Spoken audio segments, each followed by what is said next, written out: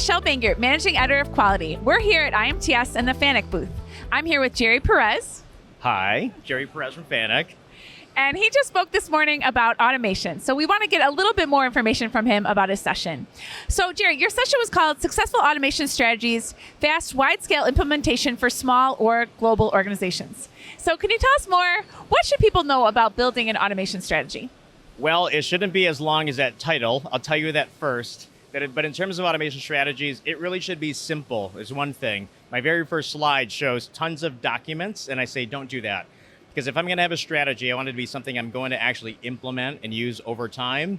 And the second thing I always say is have it be a navigator. This is kind of the punchline of my, of my entire talk is don't have basically you figure out what to do. You want to have the data tell you what to do. So I use the analogy in my talk about navigation systems, Waze. Do you use Waze or, Apple Maps, something to guide you where to go?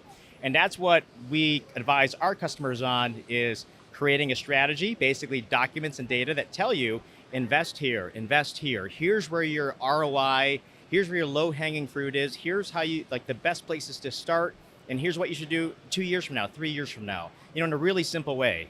That's some of the things in which I talked about in the strategy today. That's great. And so what questions do you usually get about automation from customers or potential customers? The one I always get in every one of these talks is where do I start? People want to know, what should I start with? And in today's climate, even though there's labor challenges on the manufacturing side, there's been labor challenges on our side, the provider side. When companies are hiring automation engineers, and that becomes their automation team, that engineer might have 5 years of experience. One thing I say in my talk is you should probably, get people with a lot of experience. And something I say is that it takes 20 years to get 20 years of experience. But people don't have 20 years anymore. They want to implement automation in 2 years. So how do I do that?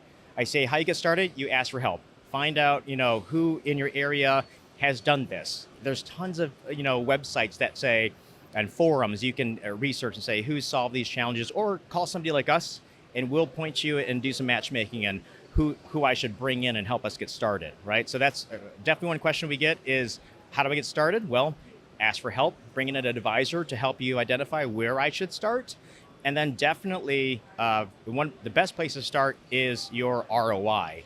Where do I have automation? Where do I have production bottlenecks? That's a great place to start.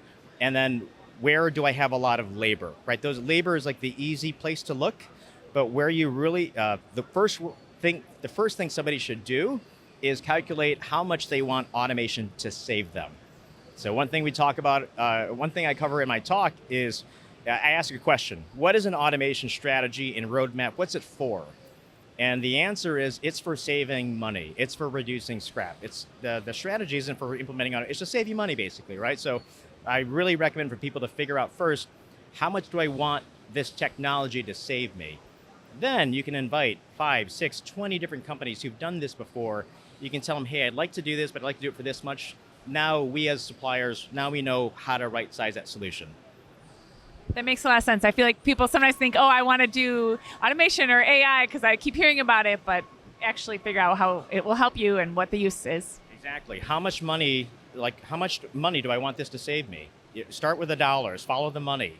One of the interesting questions that people asked in my talk today was, Jerry, what about EHS? What about ergo, safety? Do you factor that into your equation when you're trying to decide where to automate? And absolutely, because I want to find out how much is that going to save me? What are my costs? Can I put a number to it? Anything that becomes a justification factor, there should be some number. And a lot of places, they don't even know.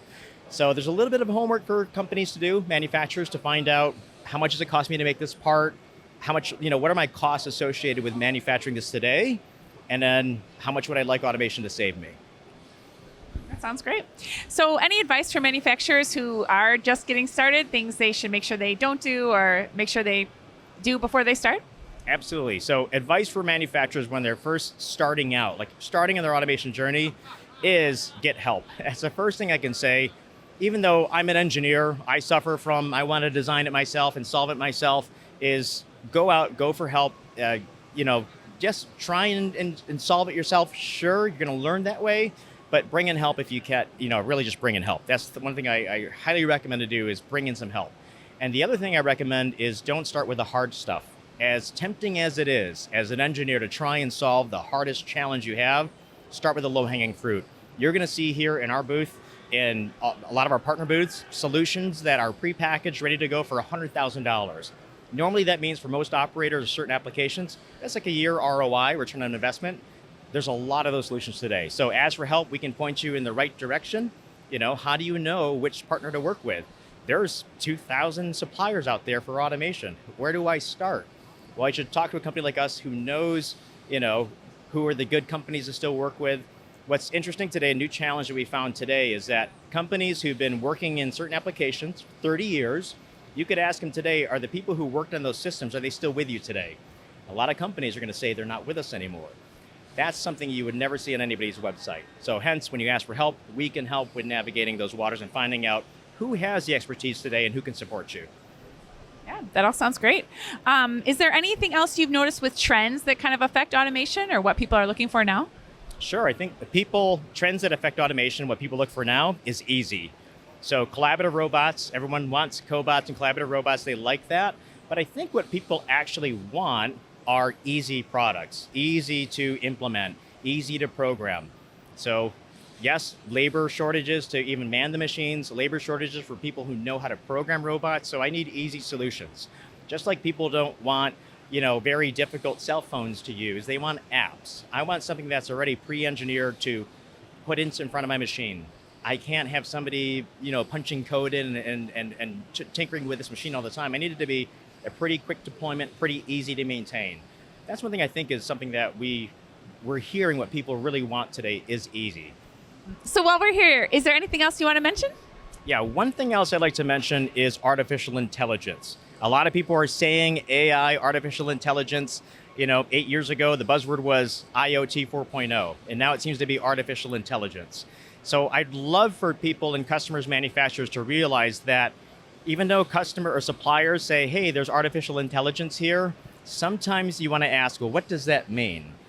Artificial intelligence might sound like it's easy, but something I would ask, a little bit of education for manufacturers and buyers out there is, okay, you have artificial intelligence. What do I need to make sure this artificial intelligence solution continues to run? Do I need a programmer? How long are you going to be on site to make this run? So that's one thing I would say about artificial intelligence. Even though everyone is offering some sort of AI solution for an educated buyer, you want to find out, what do I need to actually make this AI solution run? It might sound like it's easy, but then we're finding a lot of deployments are taking 20 engineers on site, and it's a lot of work still, that's in an artificial intelligence type solution. Great. Well, thank you for your time, Jerry. We really appreciate it. Thank you. You're very welcome. Thank you.